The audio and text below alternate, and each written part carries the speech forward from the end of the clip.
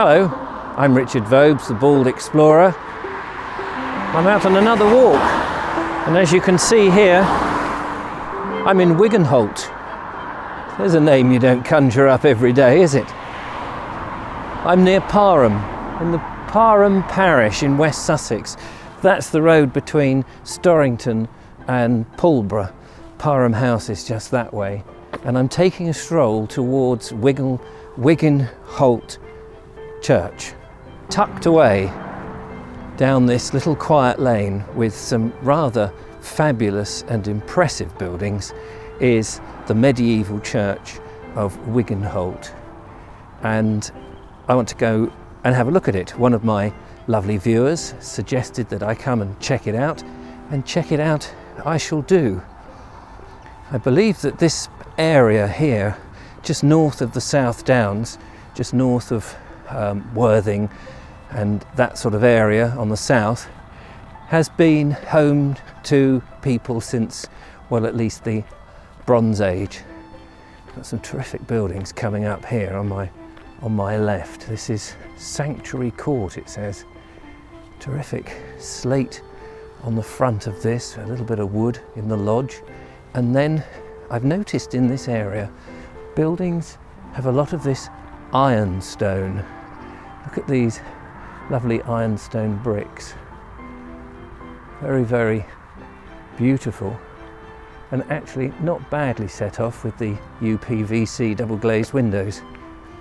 We've got the daffodils just trying to come out as we pass the actual court here, which looks like tiny little flats, and then back down towards what clearly must have been at some time a farmhouse or manor house,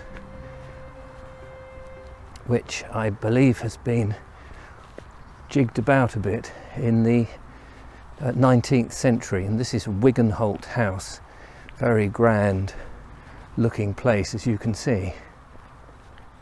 Wigan, or rather the Wigke, I think is Saxon, Old English, and he wrote, and which goes to Boulogne. You can see just about here that we are on a beautiful high point, so probably here for many, many years people have been living, and maybe the family of Wicker or Wigger, however you want to pronounce it, has been here since those early days.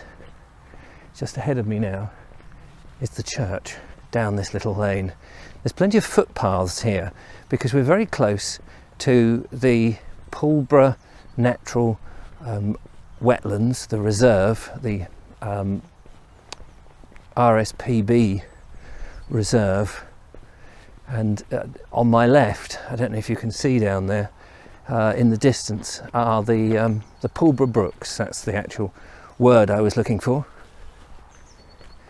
The church coming up has some Horsham stone on it, I can see already, and is built, I think, from basically sandstone and not the iron stone that I've seen in other areas.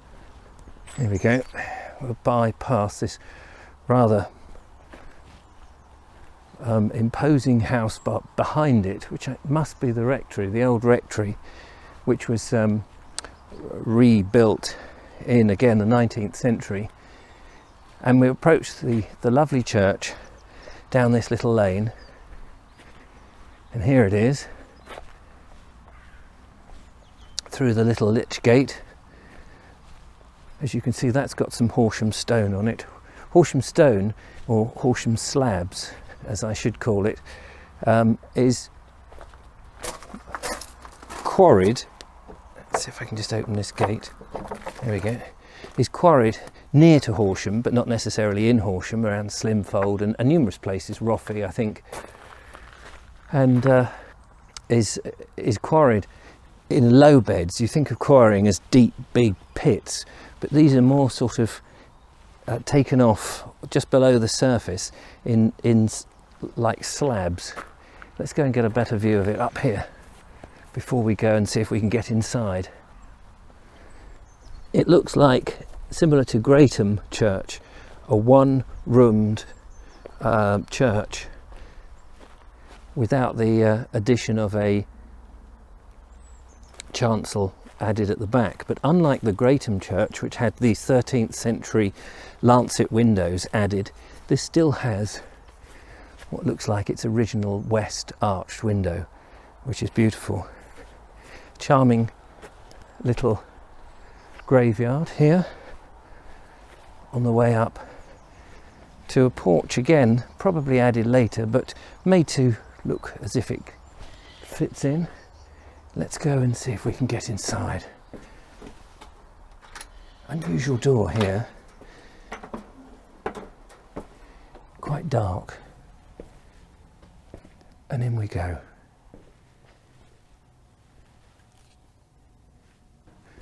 The big window at the end. I think this is even smaller than Greatham Church, actually. Beautiful box pews here. Well, not quite boxed, but enclosed pews. Come around here. I think the font is a marbled font. I'm not 100% sure about that. And you can see here the north door that's been walled up. Back in the pre-Reformation days, the purpose of having both a south and north door was so that you could have processions. So you could process religiously through one door and out of the other. Some quaint little cards here of the church. Please take one, it says. So I shall.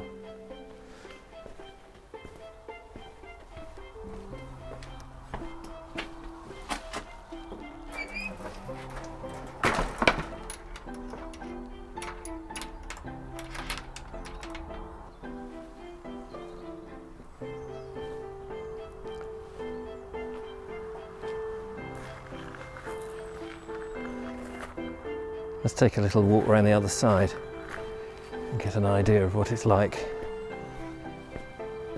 It looks like the bellcot has a shingle outer side, or it's faced with shingles, and then some tiles above and some beautiful little windows on the east end. I think above a tiny round window which has now been bricked up, which is a shame. Very quaint little church, still clearly in use for the very small amount of people who are in the area. I think I read something like 30 people in Wiggonholt. Let's come back through here. Of course, plenty of walks in the vicinity, and on a more brighter, sunnier day, I would certainly be inclined to do it. Well, I hope you've enjoyed my little stroll around Wiggonholt Church. If you have somewhere in mind that you think it would be interesting for me to go and investigate, it doesn't have to be a church, anywhere really, then leave a comment, leave me a message. Until the next time, thanks for watching and goodbye.